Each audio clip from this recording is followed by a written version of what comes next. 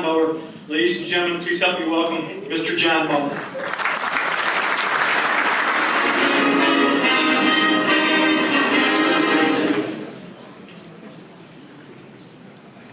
Now, to wake everybody up, this is the horn that Jack used when he officiated football back in the 1940s in lieu of whistles. So there are not too many of these around anymore. So I think at the end of the, before we leave today, I'll donate this to the Hall of Fame memorabilia.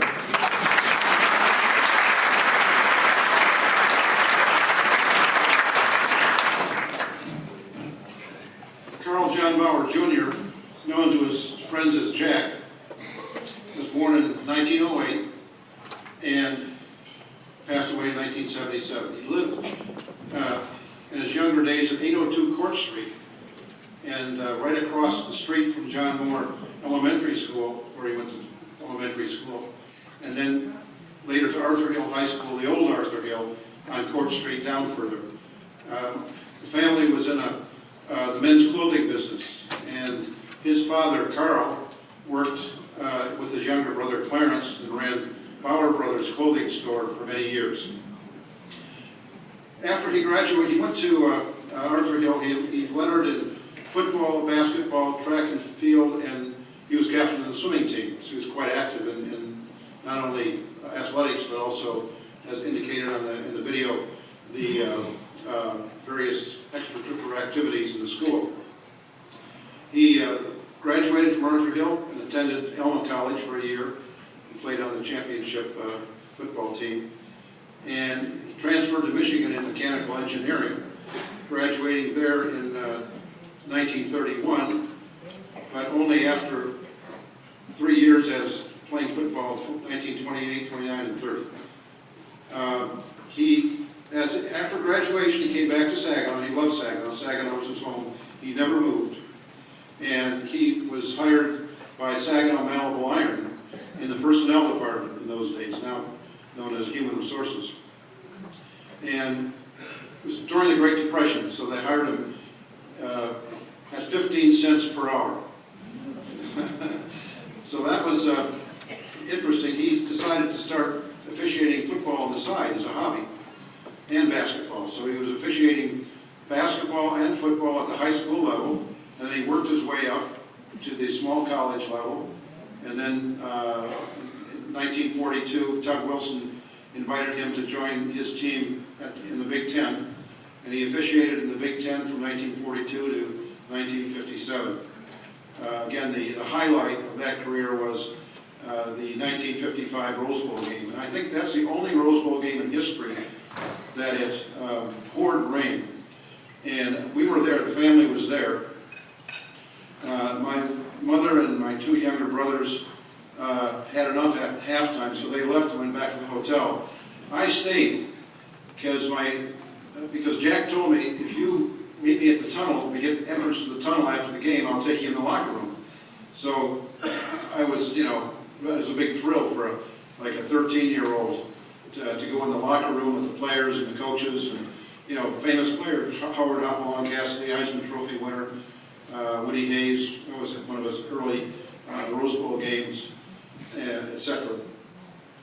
And then he, after the many years in the Big Ten, in 1958, he was called, Bert Bell, the commissioner of the Big Ten, or of the NFL, called him and said, Jack, I've got 3 young officials who we're trying to prepare for the NFL, but they're not ready yet. We need a couple more years. So would you sign a 3-year contract to officiate and cover the gap? And so Jack said, well, I'll get back to you. And he dutifully picked up the phone and called some of his old colleagues that he officiated with in the Big Ten who had moved to the NFL. And they all recommended, make the change. It's a good move. And it was towards the end of his career, so he thought this would be a good way to top out my career. So he went to the Big Ten. He worked on a crew of officials headed by Bill Downs, well-known official in those days. And he had really a great career. He was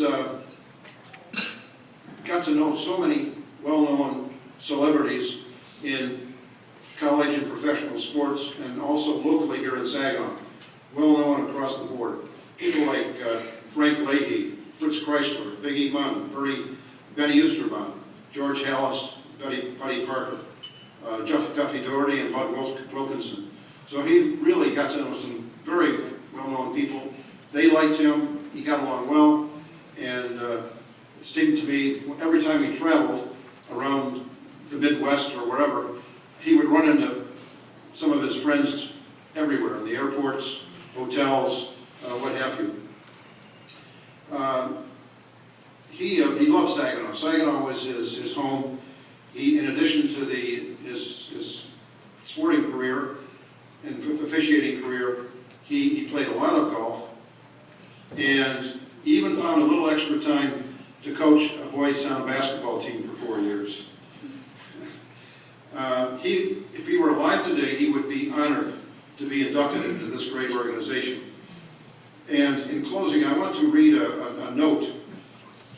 After he retired in 1961, the commissioner of the Big Ten, Tug Wilson, retired in 1968 and wrote a book called The Big Ten. In there he had the history of the Big Ten, and not just football and basketball, but all the major sports. It's well done. It's a coffee table version. And he sent a copy to Jack, and he wrote this inscription on the inside cover. To my good friend, Jack Bauer, one of the many fine officials in the Big Ten, he was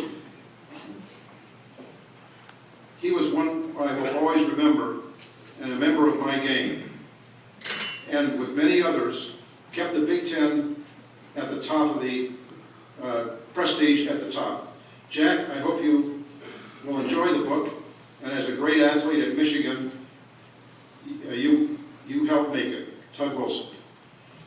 So I think with that, I'll give one more toot on the horn in honor of Jack, and then donate this to the Hall of Fame.